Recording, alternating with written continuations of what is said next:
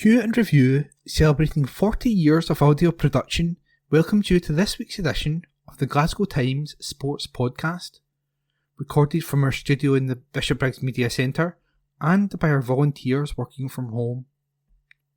Keep up to date with Q and Review news via our Facebook, X, formerly known as Twitter, or Instagram at Q and Review.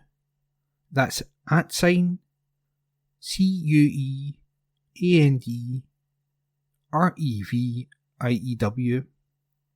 or get in touch with us directly by emailing information@qandreview.com. That's INFORMATION @CUEANDREVIEW.com, or by calling us on 0141 772 3979. Please like and share our podcast and give us constructive feedback. Evening Times Sport, April 16.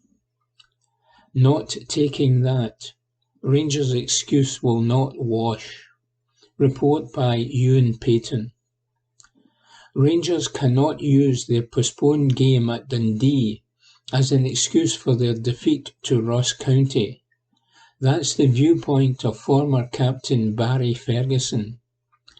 He insists there is no way Philippe Clement can point to the call-off at Dens for the second time in a matter of weeks as a cop-out for his side's poor performance in the Highlands. The 3-2 defeat to the relegation-threatened team has left Rangers 4 points off the pace at the top of the table with Celtic, albeit they will play their game in hand against Dundee tomorrow night. Despite the midweek situation being difficult for Clement and his players, Ferguson says it is not a valid excuse for losing to Ross County, and he told Go Radio, "Listen, ideally you prepare to play on Wednesday night and then it's cancelled because you obviously travel up on the Tuesday night, but that would have no bearing on the result on Sunday. I'm not taking that. It's not ideal, but as a footballer, you have got to deal with these circumstances. So I would not use that as an excuse for the defeat. I think there's going to be changes if Rangers win the league, or even if they don't. I think the manager will go to try and strengthen the team and the squad. But that depends on winning the league. You've got the £40 million if you do. But if you don't win it, I have not got a clue what type of money will be made available. But I do think he will go and try and strengthen. Not just the defensive side. I think he'll look all over the pitch. Whether that's a central midfielder, centre forward, a wide player. But certainly the defence is an area I think he'll look to strengthen. Report by Ewan Payton. Evening Times Sport, April 16.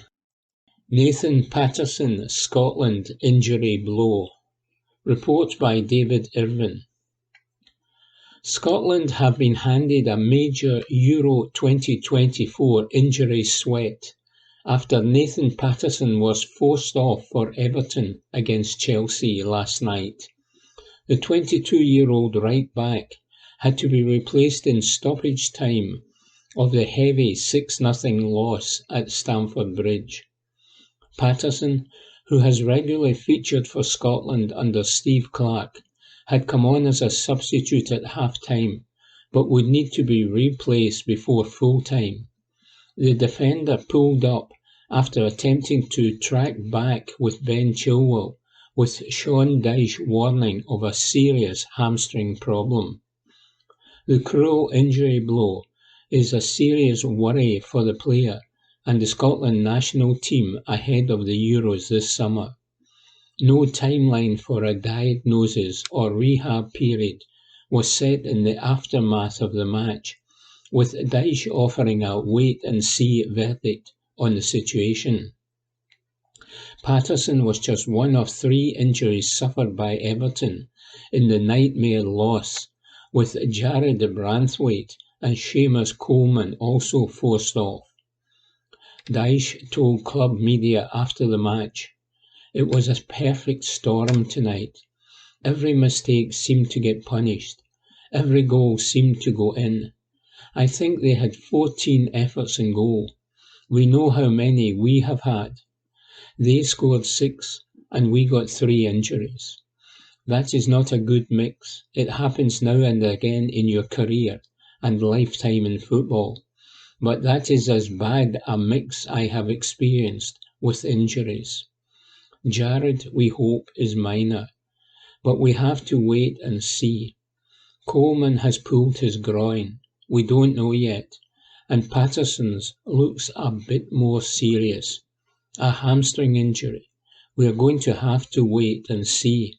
Let it settle." Report by David Irvin. Evening Times Sport, April 16. Rangers Tavernier targets victories in 6 cup finals. Report by Matthew Lindsay.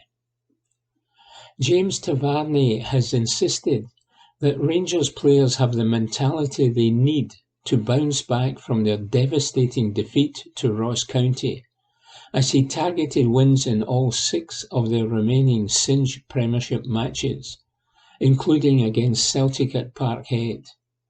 But the Ibrox captain has admitted that he and his teammates have to eradicate the defensive errors they made in the 3-2 loss on Sunday and be far more ruthless in attack during the run-in if they are to lift the Singe Premiership trophy come May. Philippe Clement's men performed poorly at the back and up front against Don Cowie's relegation-threatened charges in Dingwall at the weekend, and suffered a reverse, which leaves them 4 points behind their city rivals in the league table, with a game in hand. Tavernier yesterday dismissed suggestions that the bizarre circumstances behind the postponed fixture against Dundee at Dens Park last midweek had contributed to the substandard showing, as he started preparations for the rescheduled match on Wednesday night. The right-back is adamant that Rangers, who were 7 points behind Celtic when Clement took over back in October, can still be crowned champions if they get back to their best and collect maximum points from their remaining 6 league outings. But he said, "It was really tough to take. First and foremost, we have to earn the right to win games, and we did not do that. We came in after probably a poor first half. We knew the performance levels could definitely improve tremendously. We knew we had something to build on at 1-0. To concede an early goal in the manner that we did was disappointing, and then to concede another 2 in the manner that we did was uncharacteristic. Since the gaffer came in, we have been solid defensively, but we have to look back at this as quickly as possible, learn from it, and really focus for Wednesday. I think we have shown it plenty of times, the mentality.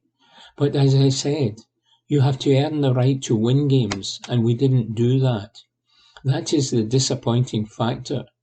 When you do get the chances in front of goal, you have to be more clinical and put the ball in the back of the net. We created chances, but we obviously did not finish them off. So we have 6 games to play, and we go into every game like it is a final. But that has been the case from the start of the season to the end of the season, so nothing changes. But we have to put in a performance that the fans recognise, and we recognise as a team. We go into every game trying to win the game. Nothing changes there. We are obviously going into these 6 games, and we are aiming to win every single game.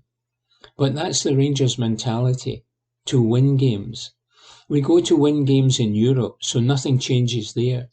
We obviously have to earn the right to deliver the performances that we know that we can. Asked if the cancellation of the Dundee game last Wednesday had been a factor in the insipid Rangers display in the Highlands, Tavernier said, "We obviously have been up there twice and not played. It is obviously football and things can happen, but the preparation does not change. It was the manner of how we played. We knew we had to come out in the second half and perform better. We did not. We just conceded 3 really poor goals, and that gave us a mountain to climb to get back into the game. It was definitely out of character. I have to look back on the goals and how we defended as a team. But obviously to concede a goal in the second minute after half-time, it is not what you want to do. You want to start the second half positively, and we obviously did not do that."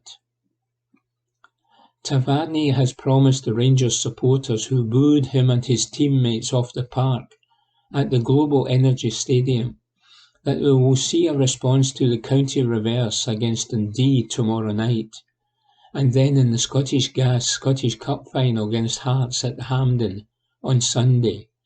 And he said, "We have to react to every single game and show the fans the performance levels that they know we can put in. Wednesday is a big game, and we know we need to rectify it." Report by Matthew Lindsay. Evening Times Sport, April 16. Why Ross County were confident they would beat rattled Rangers. Report by Matthew Lindsay. Josh Sims has revealed why relegation threatened Ross County were always confident they could beat Rangers, as he called on his teammates to build on an historic victory and secure their Singe Premiership survival. Second-bottom counties stunned their treble-chasing opponents at the Global Energy Stadium on Sunday, when they came from 1-0 down to win 3-2 and record their first triumph over the Ibrox club in their entire 95-year existence. However, winger Sims, who set up Simon Murray for the host's opening goal early in the second half and then scored their third, revealed that they had been positive they could get a result despite their lowly league position. He explained that their impressive home record under interim manager Don Cowie had given them belief, and recalled how that was bolstered when the game plan the former Scotland international had devised rattled their rivals. "It was almost a free-hit type of game," said the Englishman, as he looked back on the result yesterday. "Nobody expected us to take anything from the game. But in the changing room, we believed we could do it, especially in that first half. We had some big chances, and we were gutted to go in 1-0 down at half-time. We took the game to Rangers. They are a brilliant team, but it took them by surprise. It was a disappointing way to concede, losing the goal we did, but we came out in the second half and took the game to them again. It was brilliant. The manager said before the game that we have been unbeaten here since he has taken over. He told us at half-time we need to continue that. We were 1-0 down and he said, 'Let's stay unbeaten.' Even in the first half, we had the better chances. We gave them their goal. Jack Baldwin put the ball into his own net, but we had 2 or 3 big chances. We continued to do what we have been doing. The way we scored and the timing of our goals kind of took them by surprise. They were kind of rattled, it felt like. They got the penalty late on, and it was always going to be a bombardment at the end. To hold on was brilliant. We had a game plan. Credit to the manager. All week long we have been working on how to defend against them and counter-attack them.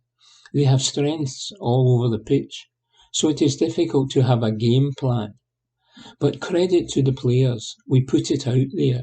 We stuck to the game plan and it clearly worked. I thought we were brilliant from the first minute and we deserved our win. We worked on it all week and it is a good feeling when you go out and implement the game plan. The surprise win over Rangers means that County are now just a point behind third bottom St Johnstone in the Premiership table, with 5 matches remaining, and Sims is confident they can avoid the playoff final if they continue to perform as well. And he continued, other teams will be looking at this result, and they will be gutted that we took the 3 points. That could have been a draw or a win, but to get the 3 points was brilliant. If we can do it against Rangers, we can do it against anybody in this league. We have to take that belief into the remaining games. We just need to build from it. It should do us some good. St Johnstone and the teams above us will be looking at this result and thinking we are on the up. They would not have expected us to take anything from this game. So it is really good for us. Report by Matthew Lindsay. Evening Times Sport, April 17. Jack Butland leaps to defence of Rangers pair. Report by Matthew Lindsay. Jack Butland has dismissed the criticism that Connor Goldson and James Tavernier have received in the wake of Rangers' defeat to Ross County and tipped the under-fire defensive duo to spearhead the Ibrox club's push for the Cinch Premiership trophy in the next 6 games. Centre-half Goldson and right-back Tavernier were lambasted by supporters and pundits for their displays in the 3-2 loss at the Global Energy Stadium on Sunday, a shock result which handed Celtic the advantage in the Scottish title race. However, former England international Butland believes the flack which has flown in the direction of his countrymen has been completely unjustified, and expressed confidence the pair will show what good footballers they are in the remaining matches, starting against Dundee at Dens Park this evening. And he said, you cannot play 50-plus games in a season without having a bit of tension here and there. It's part and parcel of football. We have been extremely good over a long period of time. We have got the best defensive record in the league for a reason. It is now about reminding people of that. I have no concerns whatsoever who the backline might be. Whoever plays, we attack and defend as a team. People can point fingers all they like, but as a group we are together and believe we have what we are capable of doing. These guys, Goldson and Tavernier, have been a long time and have had to shoulder a lot of pressure. They've stepped up in big moments, and I have no doubt they will do it again. That's part of being at a club like this. It's win or it's the end of the world. What those guys and others who have been here a long time know is you need to deal with that. I have no doubt about those two in particular, the character, effort, and how much it means to them to play for this club. I am sure we will see it from now until the end of the season. People can say what they like, but those boys wear their hearts on their sleeves, work hard, and have come up with massive moments for Rangers. I fully believe in both of them and everyone else. Tavernier is captain for a reason. Connor is vice-captain for a reason. They have experienced it, and those experiences are hugely important for the rest of the group. Nobody else will get to see that. Whether they ever will get to see it is irrelevant. What matters is what they do in here and how they work. It's a joy for me to be around them and learn from them. Rangers' chances of winning the Premiership have been written off by many in the Scottish game in the days since their county reverse.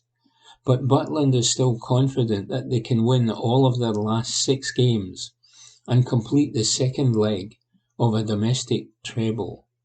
And he continued, "We know how many games are left and what we can do. It's about putting Sunday's result behind us quickly. We all know that. You don't need to ask or look to see anyone's reaction, to see we were not happy. It's about bouncing back. If we win every game, we win the league. That's the scenario. If we have to grind results out here and things don't go as well elsewhere, then who knows what the pattern might be.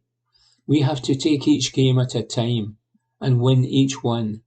Without a doubt, I believe we can do that. There's always going to be critics even when things are going well. There's always going to be people after you and wanting to bring you down. When you live in the goldfish bowl that is Glasgow, then you cannot get away from it. One thing that happens as you get older, you learn how to deal with it and how to park the stuff that doesn't matter. The opinions that do matter are within the group, so you get used to the noise. Pressure is certainly something that comes with being here, and I enjoy it. Butland was under pressure to perform when England manager Gareth Southgate came to watch the Old Firm game earlier this month, but he performed well for Rangers and believes he did his chances of getting called up for Euro 2024 no harm whatsoever with his display. He said, "I was quite pleased. I was a little bit unsighted for the third goal. I set my standards high. Other than that, I felt it was a tidy performance. In games like that, where you're under pressure, there's moments you can look back to and think you could have done better. But I am proud of how I played, and I am proud of how I've played overall this season. I feel in a great place. The England stuff is fantastic, but what means more to me is what I do for Rangers Football Club." Report by Matthew Lindsay. Evening Times Sport, April 17. Celtic on alert over possible Frimpong transfer. Report by Ewan Payton. Bayer Leverkusen's chief executive has admitted that they will have to sell at least one player this summer, and this could well have Celtic awaiting their big payday from Jeremy Frimpong's potential mega money move to Manchester United. Reports have circulated for months that Erik ten Hag is keen to take the Dutch international to Old Trafford this summer. The right-back has played a pivotal role in helping Leverkusen secure the Bundesliga title. He has 8 goals and 7 assists so far this season. Reports have suggested he has a release clause of £34 million at Leverkusen. And if any deal goes through for that amount, then a sizable chunk of that will be headed in Celtic's direction, with the Scottish champions holding a sell-on fee with the German side for the future sale of Frimpong. It appears he could well be on his way out of Germany this summer, with the club's CEO, Fernando Caro, admitting they may be forced to sell players to fund the defence of their title next season. Speaking to Spanish newspaper Diario AS, he said, "Every year we need to sell one big player to find a budget for new signings. so probably we will sell one player. We are planning to sign 2 or 3 players with that amount of money. Celtic are reportedly due 30% of the profit from the sale of Frimpong. So, as well as Leverkusen making money on the player, it could well prove to be a massive boost to Brendan Rodgers' summer transfer plans in Glasgow. Meanwhile, Louis Palma has joined a global football agency group. CAA Base has snapped up the Celtic star to add to their already impressive clientele list. Ange Postecoglou is among their top names, alongside some of the Tottenham players including Heung-min Son, James Maddison and Pedro Porro. The likes of Cole Palmer and Rico Lewis are also on their books. Evening Times Sport, April 17. Rangers' weakness exposed in title race with Celtic. Report by Ewan Payton. Rangers' surprise loss to Ross County has exposed their weakness, according to Pat Nevin. The former Chelsea and Scotland star believes Philippe Clement's side lacks creativity in certain areas of the pitch, ultimately leading to them running out of ideas. The pundit explained that he noticed the exact same patterns during the first half of Rangers' 3-3 draw with Celtic a week past on Sunday. The 60-year-old told Grosvenor Sport, "Rangers definitely still have a chance of winning the Scottish Premiership title. It's still in their hands completely. After watching the Rangers vs Celtic game, I did not foresee Rangers losing to Ross County, but you can see their weakness now. There is a lack of creativity in certain areas, and they kind of ran out of ideas in that defeat, which surprised me. It was exactly the same in the first half against Celtic, a lack of creativity and minimal ideas before looking much better in the second half. But for Rangers, they need to beat Dundee, and then if they beat Celtic in the final game, then they can go top again. It's all in their own hands, and they've shown under Philippe Clement that they can go on into that sort of run.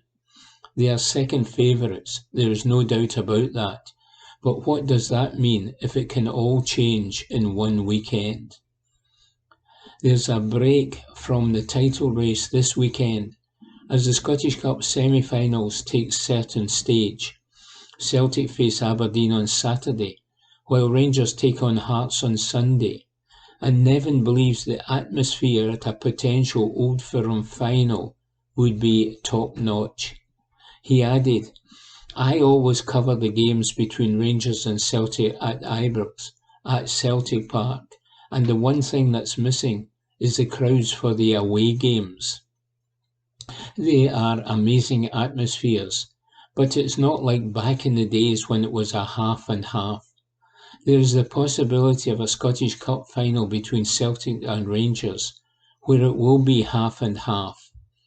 I'm not taking anything away from the two teams that they're playing against, Hearts and Aberdeen, but wouldn't it be great to see a season that goes down to the wire in the league, and then a cup final between them?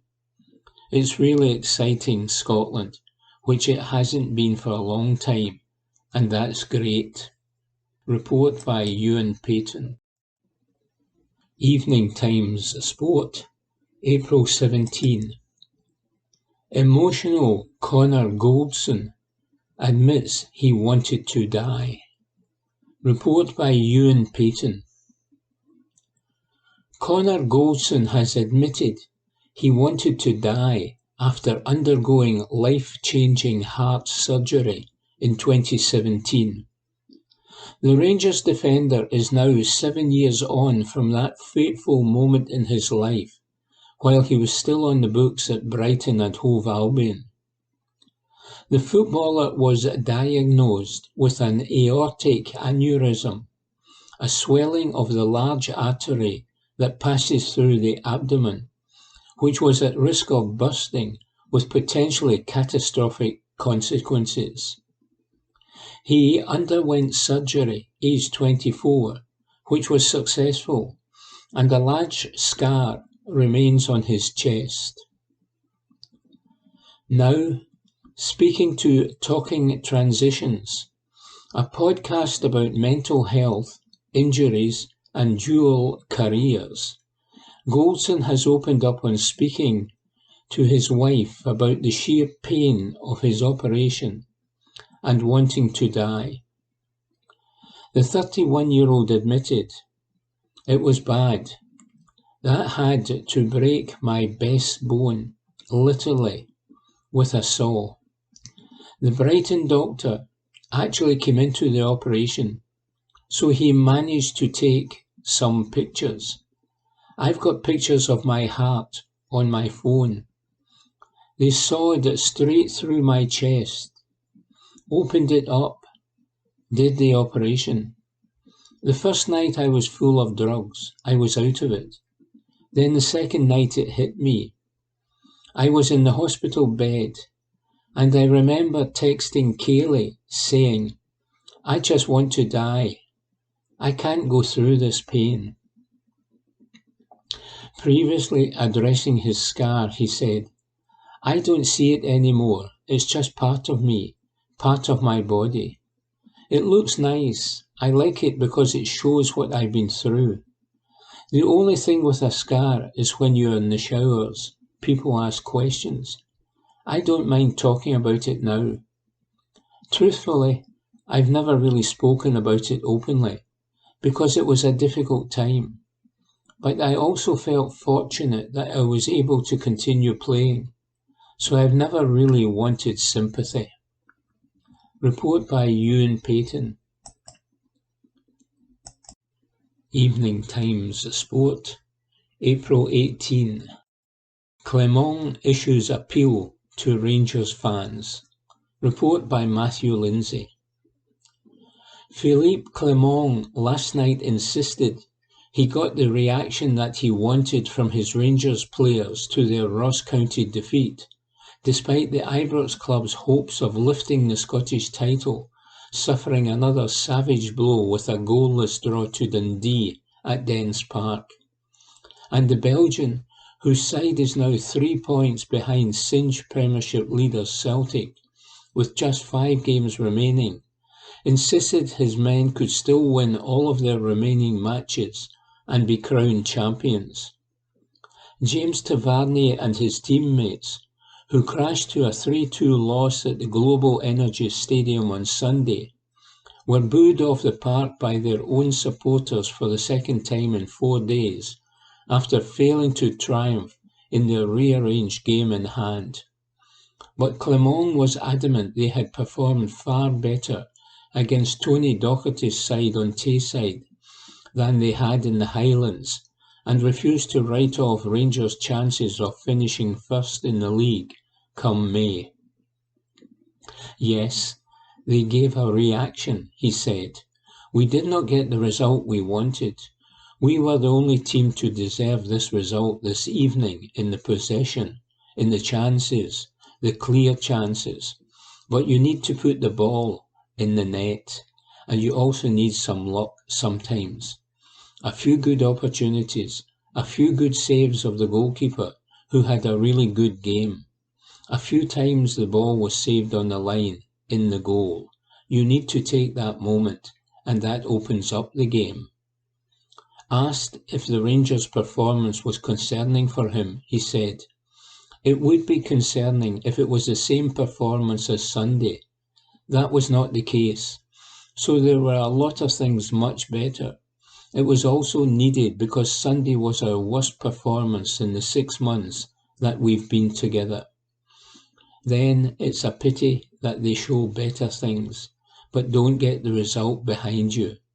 But it's about standing up and being ready for Sunday at the Scottish Cup semi-final against Hearts at Hampden to take the result. If they keep on pushing what they did today, then results come because that's not a big difference from how they played a few weeks ago or a few months ago. Of course it's a good reaction, but I know for fans that sometimes they're only looking at the result. I saw players who gave everything to get the result. It is not easy against a team who play man marking all over the pitch and follow you, even if you go to the toilet. So to create the space we did, the chances were there. Also in a pitch that was bumpy, and it's difficult to control in moments and do the decisive things. But those are not excuses. My team today gave everything.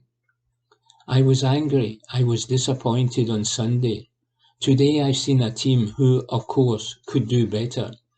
But I saw a team that wanted to do everything to get the result and play out of the structure that we've always used over the last couple of months. And because of that, we've been decisive also. Asked what he felt the draw meant for the Scottish title race, he said, "I said when we were winning the games, I said the same, that I would look at the end. Okay, you guys point out the ranking a lot. I know we need maybe to win 5 games to do that. We made a series like that during the season. It is about game by game doing that, focusing on that, and not on the series. We still have our own fate in our hands. Of course, it is frustrating, because you want to win. You see the team gives everything for that. There was only one team who deserved to win this evening, if you see the possession and the chances. It is frustrating if you have those things and don't have the points. The fans need to stick with the team. That is super important. It is winning together and losing points together.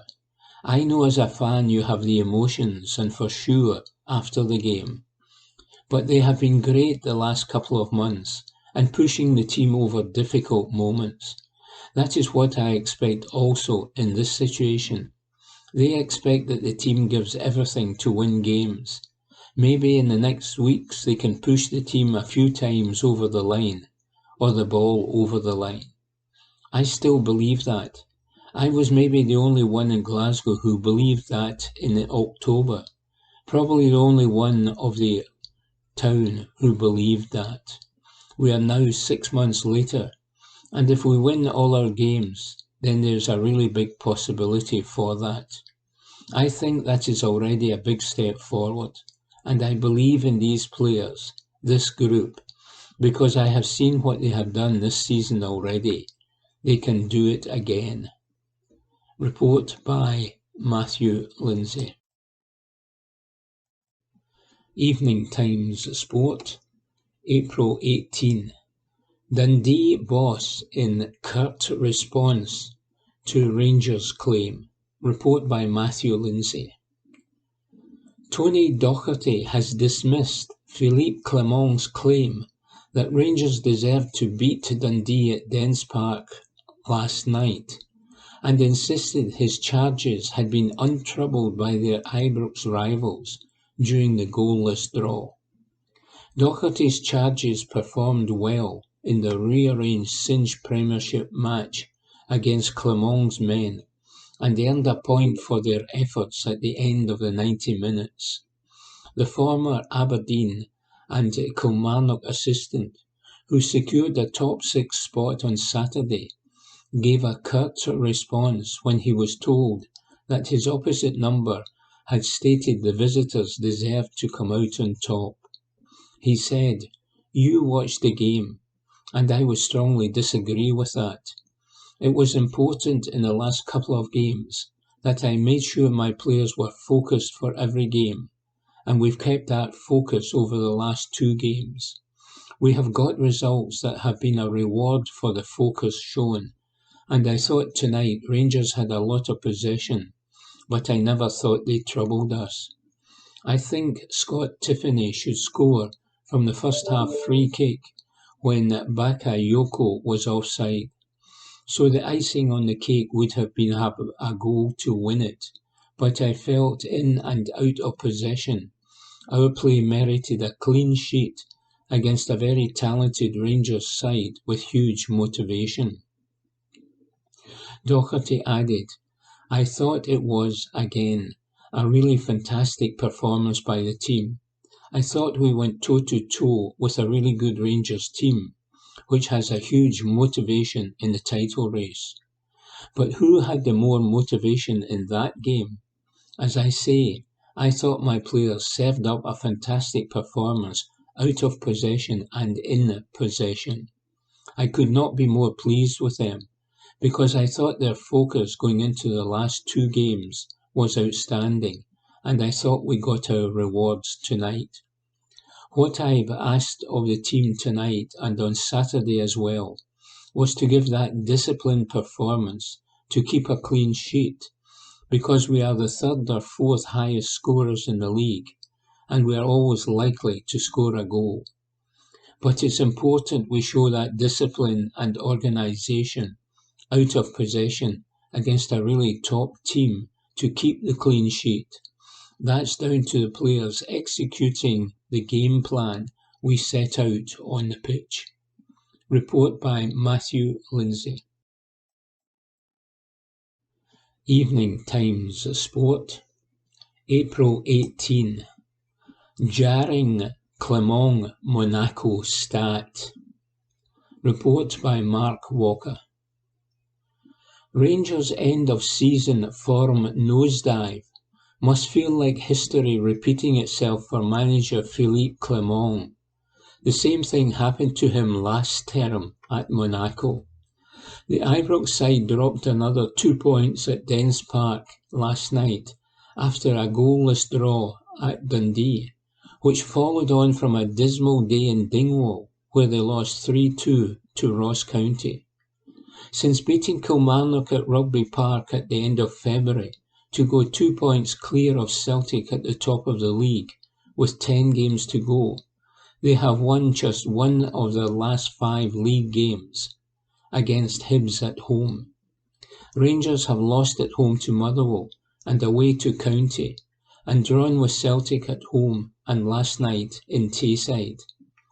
But Belgian boss Clermont is no stranger to late-season collapses after his experience at Monaco. A 3-1 win over Lorient in April sent Monaco up to third place in League One and in line for a Champions League third qualifying round place.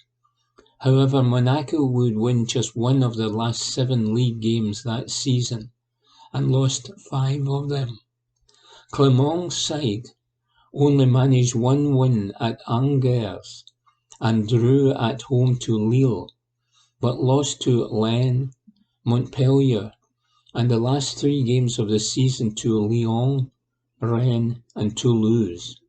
It saw Monaco drop to 6th place in the league, and disastrously for Clermont meant they missed out on European football entirely, and that would cost Clermont his job after a last day 2-1 home defeat to Toulouse.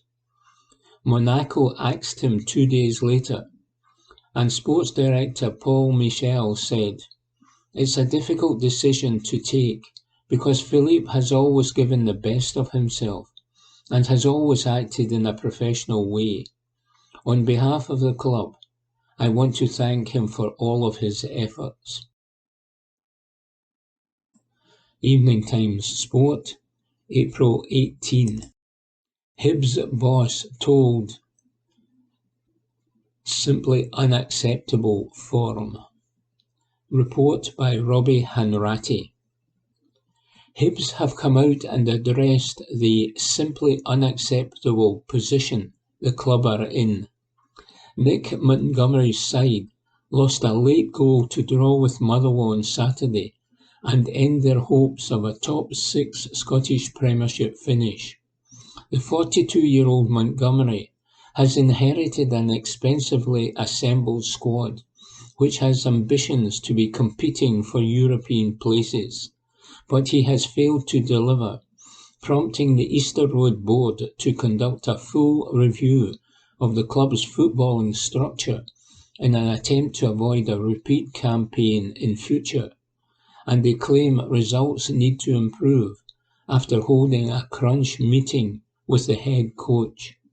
A club statement read, "Like all Hibs supporters, we believe that a club with our stature should, as an absolute minimum, finish in the top six. Ending the season in the bottom six is simply unacceptable." In the aftermath of Saturday's draw with Motherwell, we came together to understand what happened this season and what are the necessary steps to move the club forward. With that in mind, we will conduct a full review of the club's football structure in conjunction with Black Knight Football Club. The review will be a comprehensive evaluation of the entire football operation to ensure we perform at the highest level. We have also held detailed discussions with Nick Montgomery to understand what has gone wrong during the current campaign, and mutually agreed that results this season have been disappointing. There is an understanding that results need to improve. Considerable progress has been made at the club off the pitch over the last 12 months. That being said, we want to assure supporters that on-pitch progress and performance are at the forefront of our minds. We understand that this needs to be addressed urgently, and the experience provided by our new partner, Black Knight Football Club, will help us improve in all areas. Lastly, we would like to thank every single one of you for your support through this incredibly challenging campaign.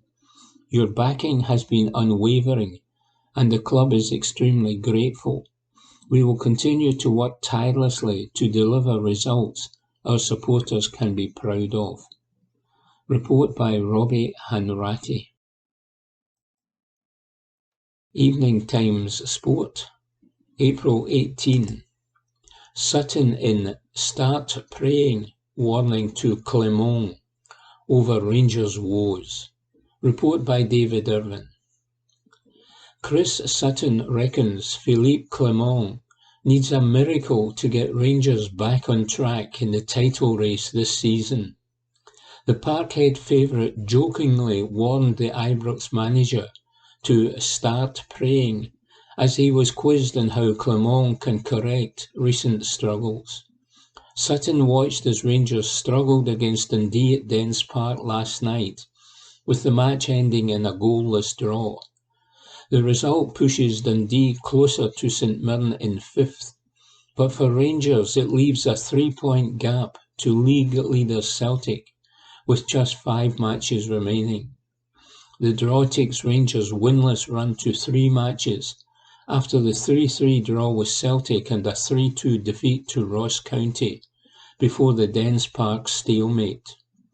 After the match, Chris Boyd and James McFadden questioned the response from Rangers, despite Clermont's claim that the players did fire back after the league loss at the weekend. And Sutton advised Clermont, "Start praying," when asked how the Belgian boss goes about fixing the issues at Rangers. Sutton then blasted back at Clermont over his post-match interview, as he warned the Ibrox side are crumbling at the business end of the season. On Sky Sports he said, "I have been really impressed with Philippe Clermont up until sort of now. I don't know what game he was watching to call Dundee lucky.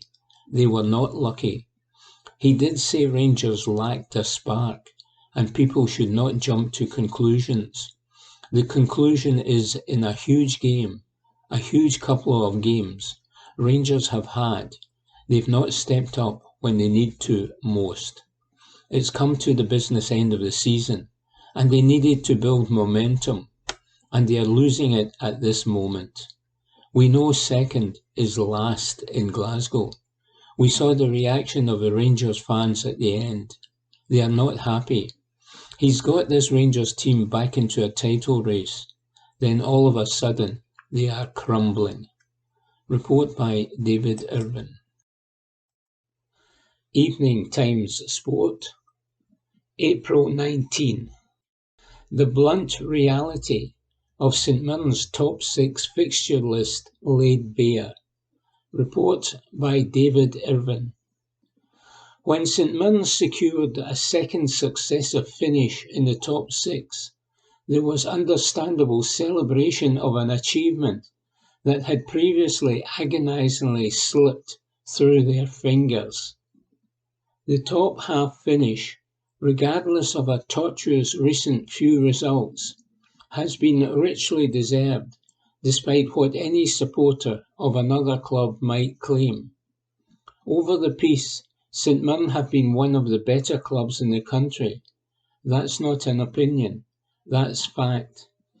However, on current form, it has been quite the opposite, with just 4 points picked up in the last 5 matches, ranking Stephen Robinson's side 11th in the form book. Worryingly, while the top half brings obvious excitement over a possible European adventure, it also demands clubs in the top 6 achieve results against each other. That's not something St Mirren have been all that successful at this season. A glance back over the season shows that just 10 points were picked up from the 15 matches against the other 5 clubs in the top half. Put simply, to achieve 5th or have an outside shot at 4th, which is increasingly unlikely, that has to change. Compare that with Kilmarnock, and the widening points deficit between the clubs in the league standings is explained. Derek McInnes's side have taken 19 points from matches against clubs in the top 6, and you certainly would not bet against that number rising in the post-split fixtures. Dundee too showed their standard to claim a goalless draw with Rangers in midweek, even if they too only have 10 points against the top half clubs this season. All that is to say, against St Mirren's closest competition, it has not been successful and paints a concerning picture as the business end of the season approaches. Throw into the mix that 9 of the 10 points against top 6 clubs came at home, and there is little solace. Miserable yet? No? Good, there's more. Of the 3 home matches in the split, Rangers, Kilmarnock and Hearts, St Mirren won just once against those clubs under the same circumstances of the matches being played in Paisley. 1-0 against Hearts in September. The other 5, all defeats. There is some ground for optimism, however, in the fact St Mirren have taken 6 points against Dundee. The small factor that they all came in Paisley with a comprehensive 4-0 defeat, the outcome on the only trip to Dundee this term. Well, that's less inspiring. For fullness, St Mirren have not collected anything against Celtic this term, despite a number of decent showings at Parkhead and Paisley. The facts laid bare really do not make for great reading. Fortunately, to pinch the cliché, football is not played on paper or results decided by a spreadsheet of probability. And it might just be that manager Robinson can find some motivation in righting the wrongs against the top clubs this season. There is absolutely no doubt that this St Mirren squad is capable of better results against their fellow top 6 clubs, Kilmarnock, Dundee and Hearts in particular. In the changing room, St Mirren have real quality, and in the dugout they have a switched-on manager who has consistently delivered success. It's a significant challenge, but it's one supporters have desperately craved for so long. As valid as earlier results are as evidence, that's perhaps too granular. This group of staff and players have the chance to achieve something special, and it would not be surprising if they did so in typical St Mirren fashion, with a few surprises along the way. Bin the stats. Dump out that aforementioned pessimism smoothie, and pick up your scarf ahead of some decisive fixtures. There's plenty of reason for optimism and excitement amongst the inevitable moments of despair, and long may it continue, reports David Irvin. Evening Times Sport, April 19. Ferguson says Rangers are indefensible. Report by David Irvin. Barry Ferguson has conceded he is finding it difficult to defend Rangers after the shock defeat to Ross County and the goalless draw in Dundee. The Ibrox hero had predicted Rangers would go into the split with a 5-point cushion over title rival Celtic. However, it is Celtic with a 3-point lead ahead of the final 5 match days. Ferguson has been left stunned by the turn of events, as he despaired at the inability to win at Dens Park, off the back of the defeat in Dingwall. The pundit reckons Rangers are in real danger of throwing away all the good work they have done this season under Philippe Clement to catch Celtic. And if he's honest, Ferguson's patience is starting to wear a bit thin, with the recent form simply not good enough. In his Daily Record column he wrote, "And the truth of the matter is, it's getting very difficult for me to try to defend the indefensible, where my old club's recent results and performances are concerned.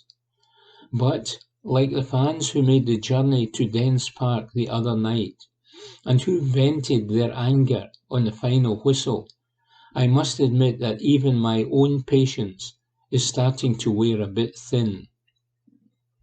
I had imagined Philippe Clement will be feeling much the same way, because having worked so hard for so long to drag themselves back into the thick of a title fight, Rangers are now in danger of allowing the season to slip through their fingers, and that's simply not good enough." Worryingly, Ferguson reckons the threat of a title collapse has raised questions over the Rangers squad and whether the players appreciate their position or if they're not really all that bothered. And he continued, "It also raises a lot of unwanted questions about the mentality of some of these guys and about the strength of their character and desire. Every man and his dog have had something to say about it over the last 48 hours. Are they prepared to go that extra mile and fight and scratch for the badge on their chest? Or do they not really have the stomach for it? I personally did not have any doubts about that.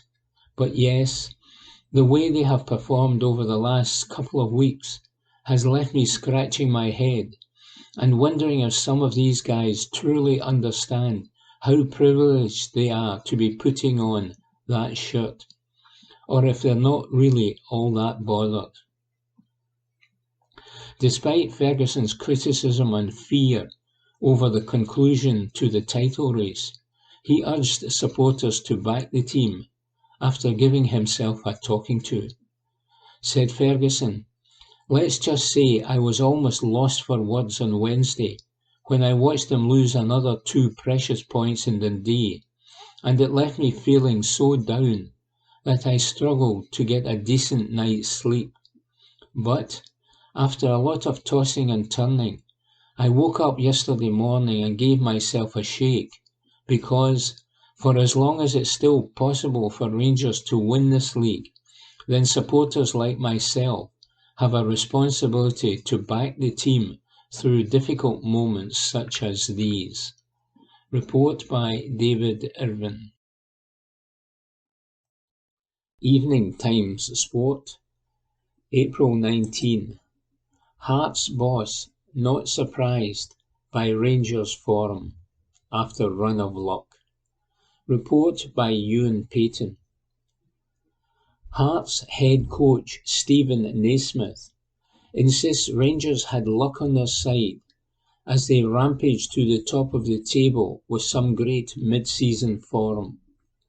Things have slowed down for Philippe Clement's side now as the Ibrox club looks to have lost ground in the race for the title with Celtic. The Hoops are 3 clear of their arch Glasgow rivals, heading into the post-split fixtures. So 2 draws and a defeat in their last 3 games is hardly the best form to be hitting at this time of the season for Rangers. It's not a surprise for Hearts boss Naismith though, as he prepares to face his former employer in the Scottish Cup semi-finals this weekend. The 37-year-old said, "I think it is unexpected. Surprised? I'm not sure. There are some players who have been there over the years and have failed to win trophies. From my experiences, it's a tough club, tough environment. For any player personally though, when you win trophies it feels great. Doing it is the hard part. For us, that's what we want to focus on. We want to go there. We know we're a good team. We've made good strides this season, and we've got a right opportunity to go pick up this trophy. I don't think it's something that's happened overnight. When we got beaten 2-1 at Ibrox, for 90 minutes we were winning. What we'd done in the night up until that point in the game was good. We caused them problems. I think in their run of games, they have carried a bit of luck, where they've won that game for instance, and a couple of others. They're a team that plays a certain way. Like with every team, the style might not change. But if the personnel is not right, then the way the game plays out can be slightly different. So you take everything into consideration. Ultimately, it's an opportunity for 2 teams wanting to get to a final. We are in a good position. The last 2 results were good. We are going into it full of form. Report by Ewan Payton. From the Glasgow Times, Saturday the 20th April, from the sports section, Hampden delivers game for the ages as Celtic see off Dons. Report by Graham McGarry. Oh Hampden and the Sun, when there are 2 teams going toe-to-toe in the Scottish Cup on a glorious day at the National Stadium, is there anywhere else in the footballing world you would rather be? OK, the quality on show may not always be of the highest calibre, but that charge couldn't be laid at this game. Aberdeen's sensational early opener from Bojan Miovski that lit the blue touch paper on his captivating ding-dong was brilliantly crafted, as was Celtic's second from the evergreen James Forrest, to give just 2 examples. This was a proper contest, a thrilling spectacle with redemption stories for the ages, and all played out in front of a stunning, buzzing backdrop in Mount Florida. There was an unexpected shock opening as the underdogs drew first blood, the response from the wounded favourite, a controversial VAR check, of course there was, when Aberdeen were denied a penalty as Liam Scales' handball was adjudged to have been outside of the area by the merest of margins. There was the intrigue of a second period in which Celtic took control and Aberdeen challenged them to break them down. There was a stunning impact from Forrest to nudge Celtic ahead and the feeling that it was over. But then there was the extraordinarily late riposte from Aberdeen through substitute Esther Sockler to force extra time. There was another brilliant contribution from Forrest as his defence-splitting pass in stoppage time at the end of the first period of extra time allowed Alistair Johnson to tee up Matt O'Reilly to put Celtic ahead again. But still, as punch-drunk as they were, there was a response from the redoubtable Dons as they just kept picking themselves up off the canvas. There was another VAR controversy as a foul earlier in the sequence of play got Cameron Carter-Vickers off the hook as he booted Junior Hoylett in the area. There was a remarkable miss by Sockler moments later. There was still more to come, and at the last there was Angus MacDonald's zero-to-hero moment. It was the Aberdeen captain who had been culpable as his dawdling allowed Kyogo Furuhashi to rob him for Celtic's first equaliser through Nicholas Cunn. But it was he, of all people, who sneaked in at the back post, in a carbon copy of Sokler's earlier equaliser, to halt Aberdeen level once more. It was scarcely credible. It was incredible drama with extraordinary twists in the tale. We in Scotland might like to talk our football down, but sometimes there's just nothing really like it. And so to penalties. Could Joe Hart produce another incredible storyline by being the Celtic hero in one of the last appearances of his career? Could Kel Roos even get through the shootout after injuring himself as he got a hand to Paulo Bernardo's penalty before it trickled into the net?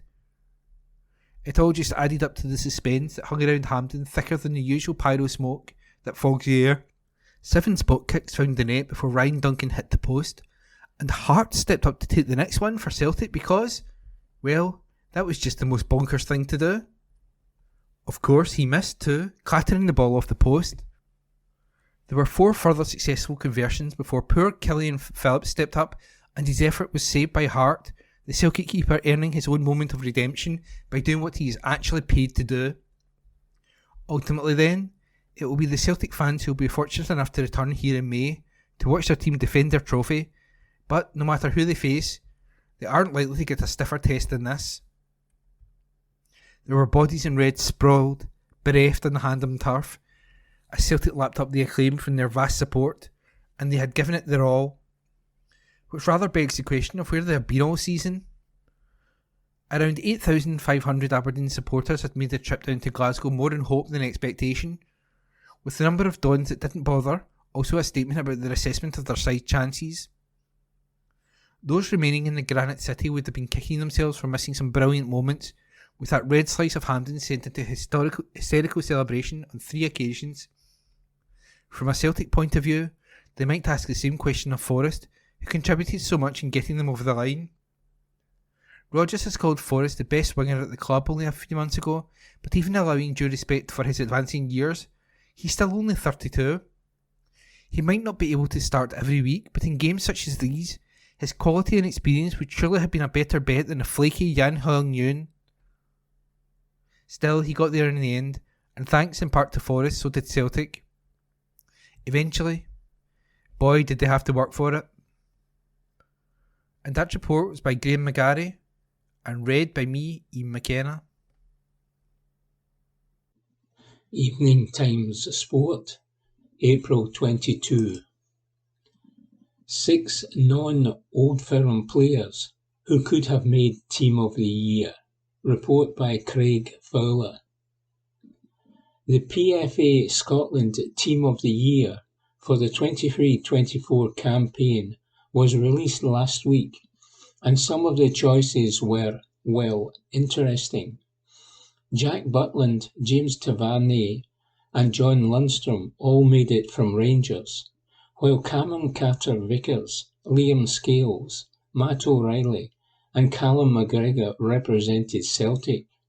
There were also places for Lawrence Shankland of Hearts, Aberdeen striker Bojan Miovski, Dundee's Liverpool loanee Owen Beck, and the transformed Theo Bayer, who went from being a punchline at St Johnstone last term to one of the league's most feared forwards with Motherwell.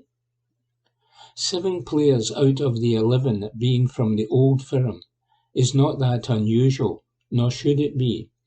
Fans of other clubs get annoyed by it, but they are the best 2 teams in the country and it's only fair they get recognition for that. But it has been a strange campaign where key players from both teams have endured lengthy periods of subpar form, or they have missed a big chunk through injury. Yet a couple of them have still been rewarded.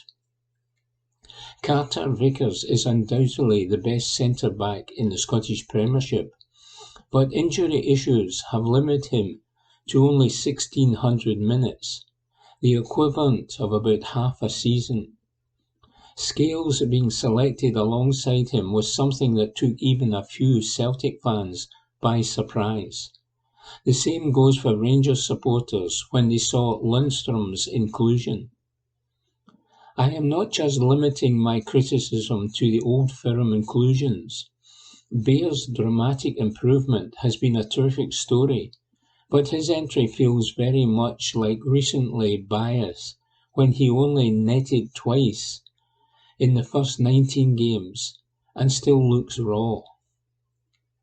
Abdallah Sima of Rangers has been the better player, but deservedly misses out due to being injured for 3 months, though he has roughly played the same amount of minutes as Carter Vickers. Celtic forward trio of Kyogo, Dazen Maeda and Louis Palmer can all feel unlucky not to have made it. The players who vote for the PFA Scotland Awards probably did not put too much thought into their selections as a generalisation, and that's understandable. You're coming to the business end of the campaign, worrying about whether you can help your team survive relegation, or reach the top 6, or qualify for Europe, or win the title, and then a voting slip comes into your inbox. You're probably not going to stress too much about whether Owen Beck had a better season than Alex Cochrane.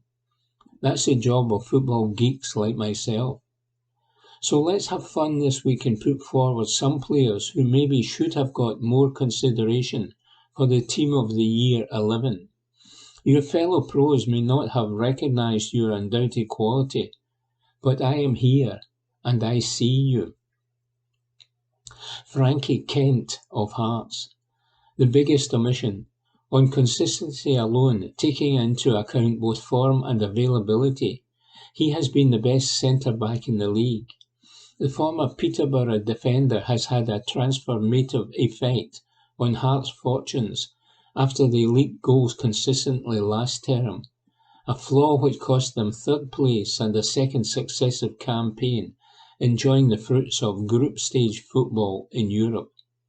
Sure, he is a little limited as a footballer, but he makes the simple pass and does not try to do what his talent will not allow. And he does the main thing you want a defender to do, and that's keep the ball out of the back of the net. Louis Mayo at Kilmarnock.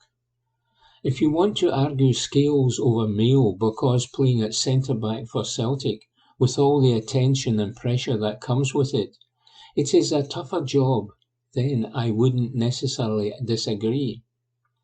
But if we're just looking at form and consistency, Mayo should have got the nod. For a young defender, he has got such a calm and composed head on his shoulders. He barely makes mistakes and has come up with some dominant performances in big games, including wins against both Celtic and Rangers.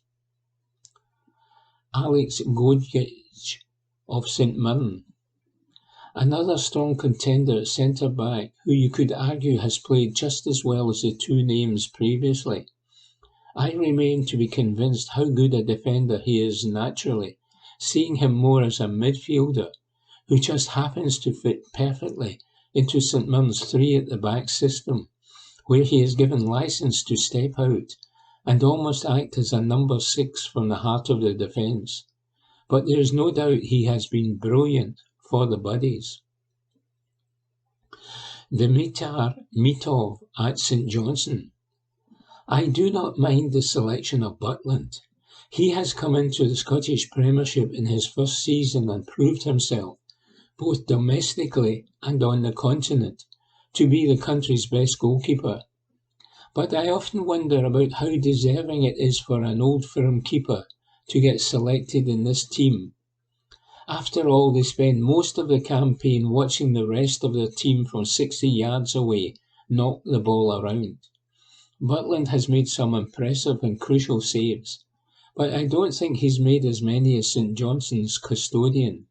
Mitov has produced so many terrific steps and saves over the course of the season, and was the only good thing about St Johnstone during Stephen McLean's disastrous and mercifully short tenure as permanent boss.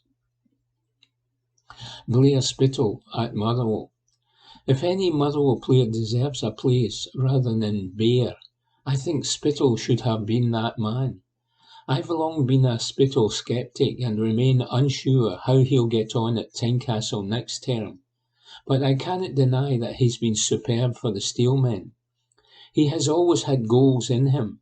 He has always been a creative player, but finally, he seems to be putting it together and playing well on a consistent basis. Simon Murray, Ross County. Another forward who I believe would be more deserving than Bear, but his peak form may just have arrived a little too late into the voting process.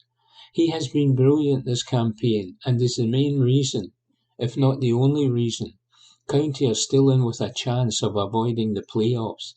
His running ability, both in terms of speed and endurance, has always been impressive, but he has now added the quality that was missing from his game at the highest level, says Craig Fowler. Evening Times Sport, April 22. Clermont makes Rangers prediction after moving step closer to treble. Report by Chris Jack. Philippe Clermont insists he got the reaction he expected from Rangers as his side kept their treble dreams alive with victory over Hearts to secure a Scottish Cup final against Celtic.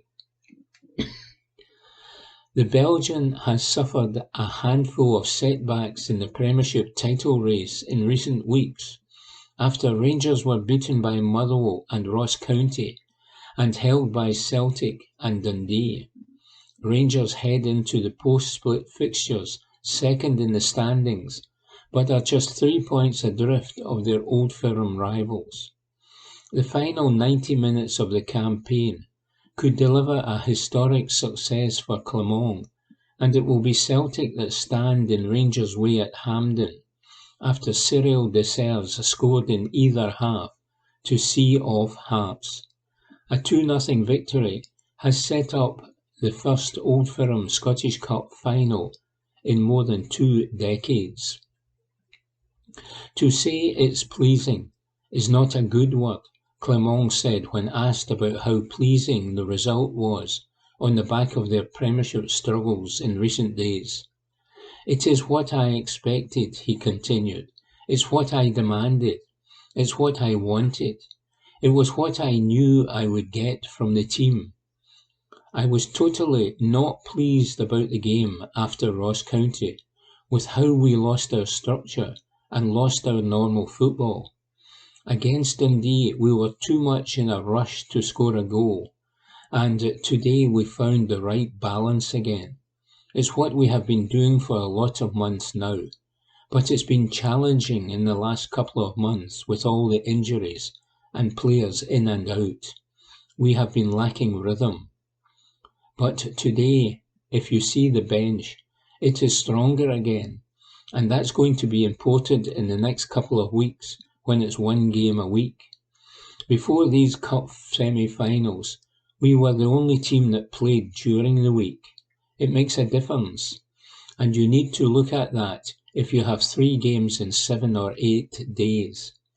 With players coming out of injury, you cannot let them play all the minutes. It's been a puzzle around that, but now, in this last part of the season, it's going to be a challenge in the squad with players coming back. Quality then rises in the training, and quality rises in the game also, because we have a strong bench. Clermont has come under increasing pressure from his own supporters during an ill-timed stumble in the title race, but he got the rewards for his big calls at Hampden. Liam Balogun returned to the starting lineup in place of Connor Goldson and was an assured performer alongside John Souttar. A trip to face St Mirren is next on the agenda for Rangers, and Clermont must now decide whether to bring Goldson back into the side. A headache? Yes, maybe, but a nice one, Clermont said. When I came in, we had at that moment 4 really good centre-backs, with Connor, with John, with Leon and Ben Davis. Ben has also been injured a long time and is coming back now. Connor did a massive job the last couple of months when we have been the best defence. But he looked a little bit tired to me last week. My idea was to let Leon play on Wednesday to give Connor a breather.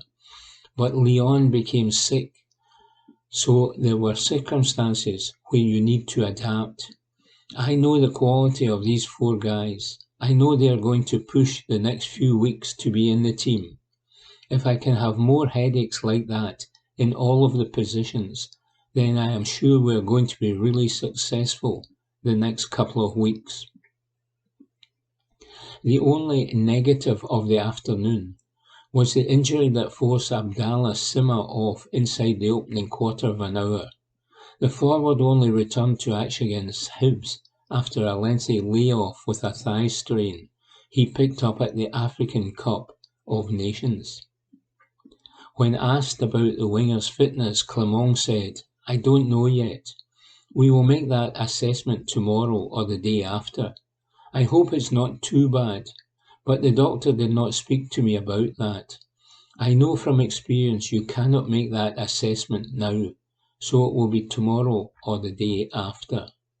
Report by Chris Jack. Evening Times Sport, April 22. Glasgow man with cerebral palsy runs London Marathon. Report by Lucy Jackson. A Scottish man with cerebral palsy has completed the London Marathon on Sunday, raising money for 2 local charities. 40-year-old Andrew Tomlinson from Glasgow capped off the 6 major marathons when he finished the London Marathon yesterday, having already run Boston, Berlin, Chicago, New York and Tokyo. Tomlinson has hemiplegic hypertonia cerebral palsy, which means he cannot respond with his left arm or left leg. He was raising funds for the Prince and Princess of Wales Hospice in Glasgow and the My Name Doddy Foundation, which funds research into treatments for motor neuron disease. Tomlinson said after completing the race, "I'm a great rugby fan, I'm a Scot, and I grew up watching Doddy Weir when I was a young boy." After running in Tokyo 3 weeks ago, Tomlinson added, "Crowds in London are far superior. They pushed me on. I probably ran a wee bit quicker than I expected to, because I've not been feeling good. I reckon I'm the first person with cerebral palsy to do all 6 majors. I've also run in under 4 hours, which I suspect may be a world record."